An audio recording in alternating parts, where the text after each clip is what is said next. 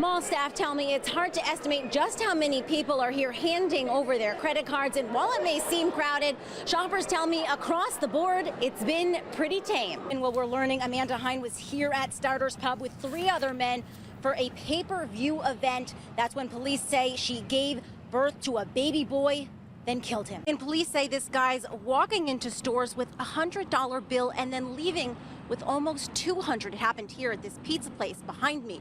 But by the time anyone realizes what went down, it's too late.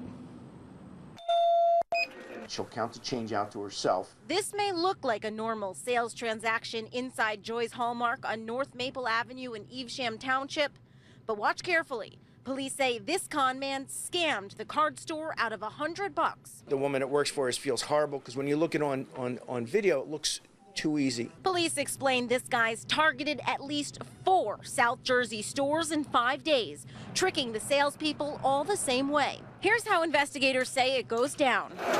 This man picks out an item for under $10, like these note cards from Hallmark. He pays with a $100 bill. When the clerk gives him his change, he distracts them somehow, leaving with the $100 he came in with and the change. She realized it probably about 3 or 4 minutes after this happened, and she went in the drawer and realized the money was gone. This longtime customer can't believe it. I think he has a nerve, a big nerve. Maybe, how could he put a $100 bill in and then pick it up and take it home? I have no idea. Mount Laurel police believe the same guy hit up this Bob Evans on Route 73 and Pizzutillo's Pizza on South Church Street within an hour of scheming Joy's Hallmark. He's seen in this surveillance photo from Pizzutillo's wearing the exact same outfit. Now, Joy's Hallmark is putting in new procedures so something like this doesn't happen again. As soon as somebody pays with a $100 bill, before they proceed, they're just to call another sales associate to watch the transaction. This way it'll throw them off their game a little bit. Investigators need your help tracking this guy down. Anyone with information is asked to call police. We are live in Mount Laurel tonight. Leigh Scheps, Fox 29 News. If you wind your way down Winding Drive in Cherry Hill, you'll find enviable entranceways, luscious landscaping, and multi-million-dollar mansions. Then there's this, nestled in the middle of the neighborhood, 20,000 square feet wrapped in plastic. Carla Edwards stares at it every day when she walks. What's it look like? Yeah. Oh. It's ugly. It's annoying. On a street where Muhammad Ali used to live, according to realtors, this mansion's been under construction for about 5 years. Township leaders don't know why work is stalled, but neighbors and realtors like Ann Coons are fed up. I know a lot of people were turned off by it, so it does affect the value of the homes in the area. We hate everything it stands for. It has been sitting there way too long. Township officials tell us the mansion's owner is singer Denise Williams, known for her 80s hit. Right across the street from this home, Cherry Hill's top dog. This is the home of the mayor. He declined to go on record about the issue. He wants to keep business separate from his personal interests. Some neighbors say the home is hazardous. I think that there are accidents waiting to happen at that house. But there's nothing the town can do about it right now. A spokesperson tells me the taxes are up to date and Williams is compliant with property maintenance. I did see somebody come and do the lawn. I spoke to Williams over the phone. She refused to comment. In Cherry Hill, Leigh Scheps, Fox 29 News. Carrie, well, what a celebration it has been out here today, both emotional and overwhelming for Sarah and her parents. They were out here in front of their home not too long ago. They said as soon as Sarah came home, all she wanted to do was just be a kid and play with her brothers and sisters.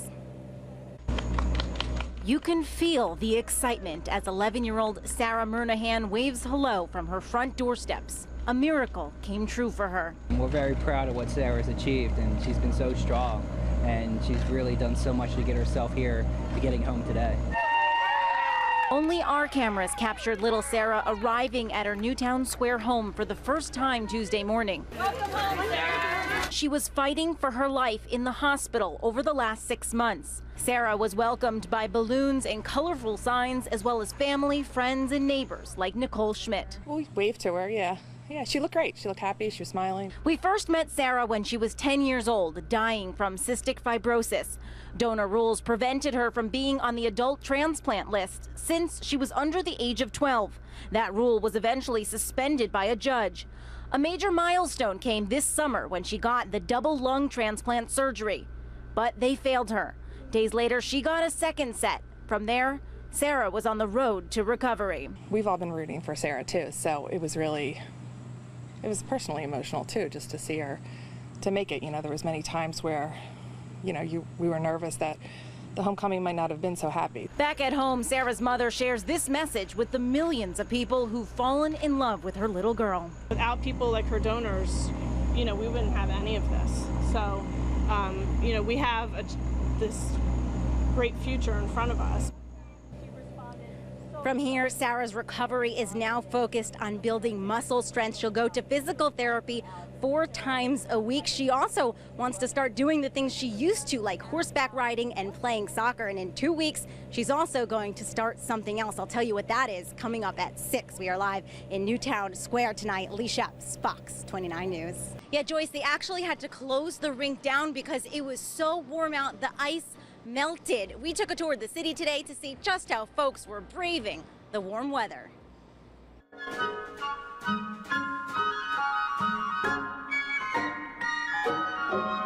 Oh, the weather outside is frightful. Frightfully warm. This is crazy.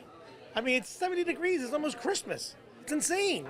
Forget Winterfest, more like Summerfest in Philadelphia, with record-breaking temps reaching around 70 degrees. Feels like Christmas in July. I feel like we're in California. So we decided to pull the old crack an egg on the pavement trick. A minute 25 later, take a look. To see just how warm it really is.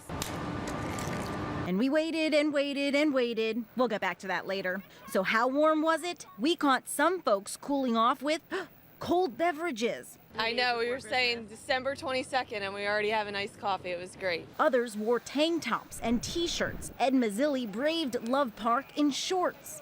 It's a beautiful day, why not? Don't you think people are staring at you in your shorts in December? No, not at all. Not when it's 70 degrees, why would you be? This guy even went jogging with, wait, freeze that shot, yes, no shirt on. Merry Christmas! But poor Santa Claus. This suit is not made for this kind of weather. This is made for the back of the sled when it's like minus whatever. In Rittenhouse Square, many people ate outside at Park. I think what's more hysterical is that there's a wait for outside. With temperatures as high as they are, were people actually out swimming today? No.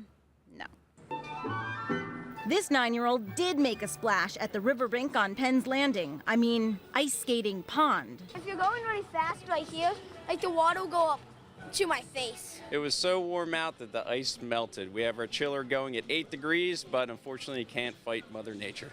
But you know what didn't melt? The iceberg lettuce at the 9th Street Italian Market. Ha ha ha, what a knee slapper, right? No, it was a nice warm-up, but I'm sure a lot of folks out there are still dreaming of that white Christmas. Joyce?